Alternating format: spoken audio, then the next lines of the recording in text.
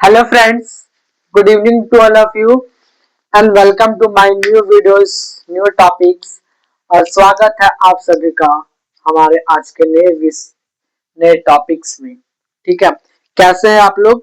आप सभी को नमस्कार, दिल से धन्यवाद इतना सपोर्ट करने के लिए। इसी तरह हमको सपोर्ट करें, ठीक है।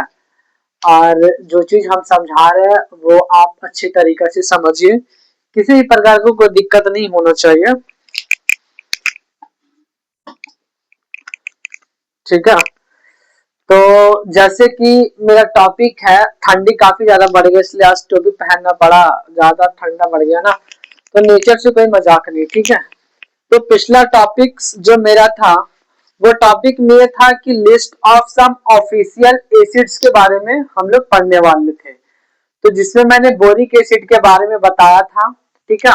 आज मैंने तीन तीन मार्कर लाया, काफी जगह से जुगाड़ किया है, एक जिसमें नया मार्कर है देख रहे होंगे आप लोग, और ये भी ब्लैक दिख रहा है बट ये है रेड और ये है ब्लू, ठीक है। तीन तीन मार्कर मेरे पास जुगाड़ हो गया, ठीक है। देखो, कल का जो मेरा टॉपिक था एसिड्स के बारे में, ठीक है, ऑफिशियली जो एसिड्स के बारे में हमको पढ़ना है, जिसमें मैंने बोरिक एसिड के बारे में बताया था। बोरिक एसिड क्या होता है, उसका वोल्केनो क्या होता है, या फिर उसका फिजिकल प्रॉपर्टीज क्या है, केमिकल प्रॉपर्टीज क्या है। उसमें 2 पॉइंट कल बच गए थे, ठीक है। 2 पॉइंट क्या क्या बच गए थे कि उसका स्टोरेज क्या है, इनकम्पेटिबिलिटी क्या है, ठीक है, इनकम्पेटिबिलिटी क्या है, स्टोरेज भी क्या है। अगर जो बोर्ड में ऊपर नहीं दिख रहा होगा तो कोई दिक्कत नहीं है, मैं जो बोलूंगा वो आपको सुन लेना। और जो आज का मेरा टॉपिक है, ए नंबर में मैंने क्या हेडिंग दिया था, बोरिक एसिड का, और आज हम बताएंगे बी नंबर, यानी बी नंबर में क्या है, हाइड्रोक्लोरिक एसिड। क्या है? Hydrochloric acid. और जो बी नंबर है वो क्या है, हाइड्रोक्लोरिक एसिड, ठीक है। तो कल में मैं क्या नहीं बताया था कि स्टोरेज क्या होता है बोरिक एसिड का, तो ये क्या, इट शुड बी स्टोर कहाँ, एक वेल क्लोज कंटेनर में, और कहाँ, कूल प्लेस पे रहना चाहिए, कम से कम 30 डिग्री सेल्सियस पे। मतलब ये ठंडा जगह पे रहना चाहता है, इसको गर्म जगह पसंद नहीं है, क्योंकि वो गर्म से निकलता ही है। बोरिक एसिड गर्म से ही निकलता है ना। हम क्या बताए थे, इटली एक ऐसा देश है जहाँ एक टुसिकेनिया नाम का एक शहर है, जहाँ पे क्या निकलता है, वोल्केनो में हमारा बोरिक एसिड निकलता है। क्या निकलता है? बोरिक एसिड निकलता है। बाकी मेरा वीडियो तो अच्छे तरीके से आ रहा, फोटो मेरा, उसके पास इनकम्पेटिबिलिटी, ठीक है। देखते हैं कि बोरिक एसिड किसके साथ नहीं रहना पसंद करता है, मतलब किसके साथ वो नहीं चाहता है कि नहीं मैं इसके साथ ना रहूं। तो क्या है, जैसे इनकम्पेटिबिलिटी विथ, किससे किसके साथ वो कंफर्ट नहीं है बोरिक एसिड, जैसे अल्कोहल, ठीक है, डिजोल्व हो जाएगा बट उसके साथ रहना पसंद नहीं करेगा कि हाँ उसके साथ हम रहेंगे तो अच्छा रह जाएगा। या फिर टैनिन्स, या फिर बेंजोनियम क्लोराइड, ठीक है, बेंजोनियम क्लोराइड, इन सब के साथ क्या है, जो हमारा बोरिक एसिड है वो रहना पसंद नहीं करता है, ठीक है। तो यहाँ तक था मेरा कल का टॉपिक। कल का टॉपिक मैंने बता दिया, अच्छी तरीके से समझ लेगा। और अब गौर से और ध्यान से सुनिएगा, मैंने क्या बोला था, सम ऑफिशियली एसिड्स के बारे में, ठीक है। तो मैंने बोरिक एसिड के बारे में बता दिया था। आज जो मेरा टॉपिक हम स्टार्ट कर रहे हैं वो क्या है, HCl, हाइड्रोक्लोरिक एसिड। क्या है? हाइड्रोक्लोरिक एसिड, ठीक है। बाकी मेरा माइक से आवाज सही से जा रहा होगा, कोई दिक्कत नहीं है। हाइड्रोक्लोरिक एसिड क्या है, पहले हम जानते हैं कि हाइड्रोक्लोरिक के और हम कौन कौन के नाम से, कौन कौन से उसके अदर नाम है उसके बारे में जानते हैं, जैसे म्यूटारेटिक एसिड, स्पिरिट ऑफ साल्ट, ठीक है, या फिर एसिडियम ऑफ हाइड्रोक्लोरियम। क्या है, ये सब इसका डिफरेंट नेम है, ठीक है। एसिडियम ऑफ हाइड्रोक्लोरियम, ठीक है, प्रोनाउंसिएशन में थोड़ी सी प्रॉब्लम है, आप इसे देख लियो, ठीक है। उसके बाद हम बात करते हैं इंट्रोडक्शन। इंट्रोडक्शन क्या है हमारा HCl का, हाइड्रोक्लोरिक एसिड्स का, ठीक है। हाइड्रोक्लोरिक एसिड मतलब HCl। HCl क्या है, एक और सॉल्यूशन है जहाँ क्या देता है हमें, हाइड्रोजन आयन, जो हाइड्रोजन क्लोराइड है वो कहा गैस इन वाटर के साथ क्या करता है, गैस इन वाटर के साथ डिजोल्व हो जाता है, ठीक है। वाटर इन गैस होता है, उसमें क्या होता है, डिजोल्व होता है, एक और सॉल्यूशन बनाता है। क्या बनाता है, एक और सॉल्यूशन बनाता है, ठीक है।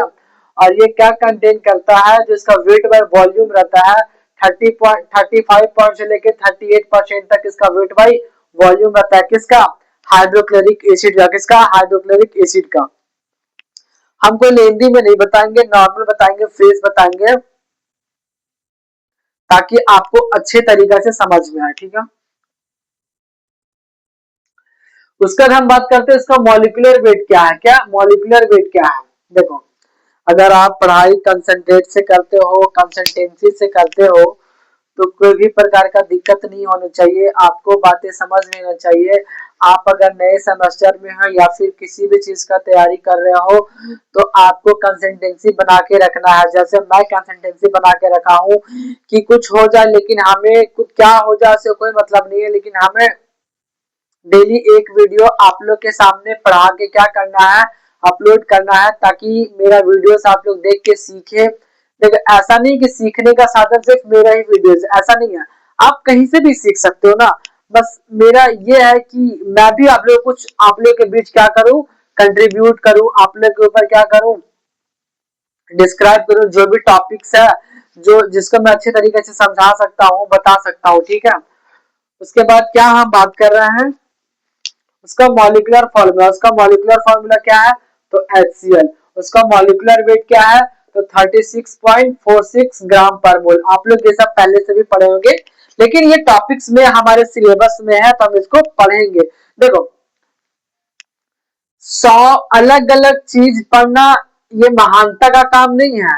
अगर जो 100 चीज का 10 चीज आप अलग अलग पढ़ते हो ना, तो आप कोई अच्छा ग्रेड नहीं कर रहे हो। लेकिन आप एक ही चीज को 10 बार पढ़ोगे ना, तो आप उसके प्रति क्या होगा, एक्सपीरियंस होगा, क्या होगा, एक्सपीरियंस होगी, ठीक है। अगर आप डेली अलग अलग वर्ड मीनिंग लिखोगे ना, तो वर्ड मीनिंग याद नहीं रहेगा। लेकिन एक ही वर्ड मीनिंग को 10 दिन लगातार हम लिखेंगे तो वो वर्ड मीनिंग हमें इतना हैबिट से याद हो जाएगा कि भूलना मुश्किल हो जाएगा। जैसे मैंने बचपन में एबीसीडी पढ़ा, आप लोग भी ने पढ़ा, एबीसीडी कितना कंफर्म याद है, इसे जब तक हम मरेंगे नहीं तब तक ये हमें याद ही रहेगा, क्योंकि हम लोग इतना इसको प्रैक्टिस ही किए हैं, ठीक है। ठीक उसी प्रकार 10 अलग अलग चीज पढ़ने में महानता नहीं है, एक ही चीज को 10 बार पढ़ने में आप उसको महानता हासिल कर सकते हैं, ठीक है। 10 गेम खेलने से नहीं कि हाँ फुटबॉल भी खेलिए, क्रिकेट भी खेलिए तो आप किसी में आगे नहीं जा पाएंगे। लेकिन अगर क्रिकेट में आपको इंटरेस्ट है और डेली आप क्रिकेट खेल रहे हो, तो क्रिकेट में आपको क्या होगी, एक ग्रेटनेस आपके अंदर आएगी, ठीक है, महानता आएगी। इसके बाद हम बात करते हैं फिजिकल प्रॉपर्टीज। फिजिकल प्रॉपर्टी क्या होता है, क्लियर होता है, कलरलेस होता है, कोई कलर वलर नहीं होता है, लिक्विड फॉर्म में होता है, ठीक है। पंजेट इन ऑर्डर मतलब उसमें कोई भी किसी प्रकार का स्मेल वगैरह नहीं होता है। मिसिबल इन वाटर होता है, मतलब वाटर में आसानी से क्या होता है, मिसिबल हो जाता है।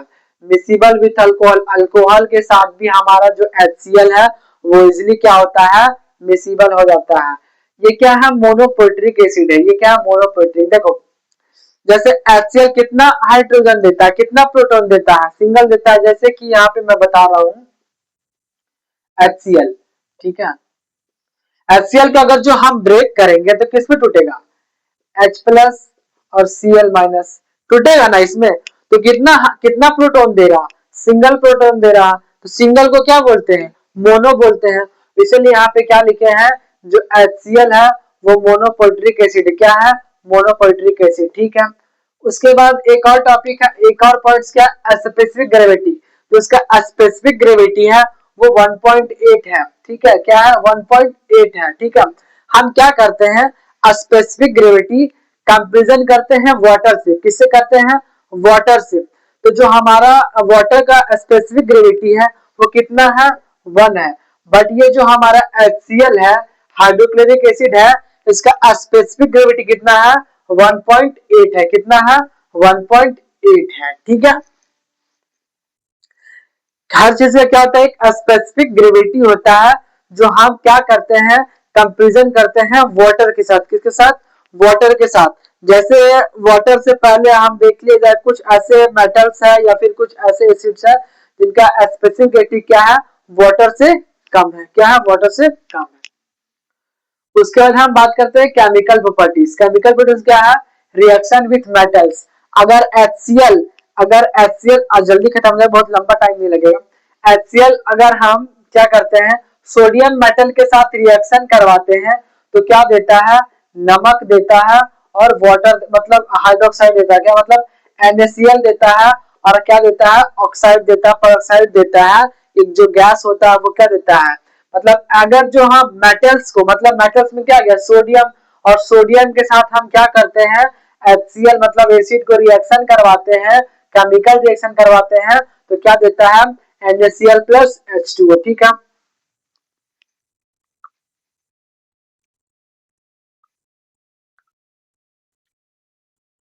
ठीक है। उसके बाद हम बात करते हैं, उसके बाद हम बात करते हैं रिएक्शन विथ अल्कलीज। क्या रिएक्शन विथ अल्कलीज, आप देखते होंगे अगर हम एसिड और बेस को रिएक्शन करवाते हैं तो क्या देता है साल्ट प्लस वाटर, क्या देता है साल्ट प्लस वाटर। तो यहाँ पे एसिड क्या है, एसिड क्या है एक स्ट्रॉन्ग HCl क्या है एसिड है, यहाँ पे बेस क्या है सोडियम ऑक्साइड, दोनों क्या है एक ये क्या स्ट्रॉन्ग एसिड है, ये क्या स्ट्रॉन्ग बेस है, तो दोनों आपस में रिएक्शन कर रहा है, तो क्या बन रहा है साल्ट प्लस वाटर। ठीक है,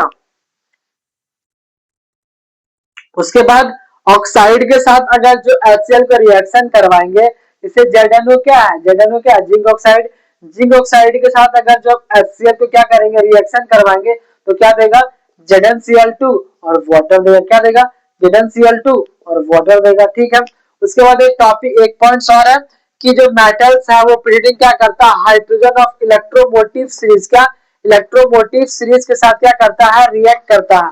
कहने का मतलब क्या होता है एक इलेक्ट्रोमोटिव सीरीज होता है, ठीक है, जिसमें क्या होता है कि जो हाइड्रोजन होता है क्या होता है हाइड्रोजन होता है, उसका एक अलग ही क्या होता है इलेक्ट्रोमोटिव सीरीज होता है, उसमें अगर जो हम रिएक्शन करवाएंगे मेटल्स Zn के साथ और HCl के साथ तो क्या देगा ZnCl2 और पेरोक्साइड मतलब H2O। ठीक है, उसके बाद हम बात करते हैं यूजेस के बारे में, हम HCl का यूजेस कहाँ करते हैं, तो एज अ फार्मास्यूटिकल एड में बनाने में करते हैं, कहाँ फार्मास्यूटिकल एड होते हैं उसमें हम यूज करते हैं, क्या करते हैं यूज करते हैं किसमें एसिडिफाइंग एजेंट में। ठीक है, या फिर सॉल्वेंट इन इंडस्ट्री, हम क्या देखते हैं एसिड को कहाँ यूज कर रहे थे सॉल्वेंट में यूज कर रहे थे, तो HCl क्या HCl एक स्ट्रॉन्ग एसिड है, तो HCl को हम कहाँ यूज करते हैं इंडस्ट्री में सॉल्वेंट के रूप में, लैब में क्या यूज करते हैं तो रिएजेंट के रूप में, क्या करते हैं रिएजेंट के रूप में। ठीक है, अब क्या बचा स्टोरेज, क्या बचा स्टोरेज, तो इट शुड बी क्या store in well close container